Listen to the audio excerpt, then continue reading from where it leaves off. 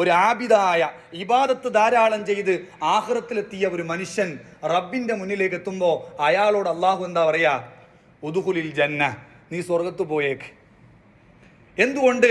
ഇന്നമാ കാനത്ത് മൻഫഅതുക ലിനഫ്സിക്, നീ നിസ്കരിച്ചിട്ടുണ്ട്, ധാരാളം ദിക്റ് ചൊല്ലിയിട്ടുണ്ട്, ധാരാളം ഇബാദത്ത് എടുത്തിട്ടുണ്ട്, പക്ഷേ അതിൻ്റെയൊക്കെ ഗുണം, അതിൻ്റെയൊക്കെ ഉപകാരം നിനക്ക് മാത്രമേ ഉള്ളൂ. അതുകൊണ്ട് നീ അങ്ങ് സ്വർഗത്ത് പോയേക്കെന്ന് പറയും. അതേസമയം റബ്ബിന്റെ മുന്നിലേക്ക് എത്തുന്നത് ദീൻ പഠിച്ച, ദർസ് നടത്തിയ, മുദരിസായിരുന്ന ഒരു പണ്ഡിതനാണെങ്കിലോ അള്ളാഹു അയാളോട് എന്താ പറയാ?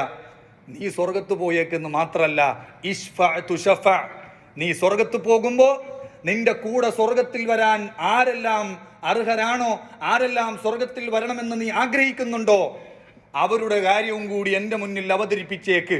അവരുടെ കാര്യവും കൂടി ഞാൻ പരിഗണിച്ച് നിന്റെ റെക്കമെൻഡ് സ്വീകരിച്ച് നീ സ്വർഗത്ത് പോകുമ്പോൾ ഇഷ്ടമുള്ള ആളുകളെ മുഴുവനും കൂടെ കൂട്ടിക്കോ.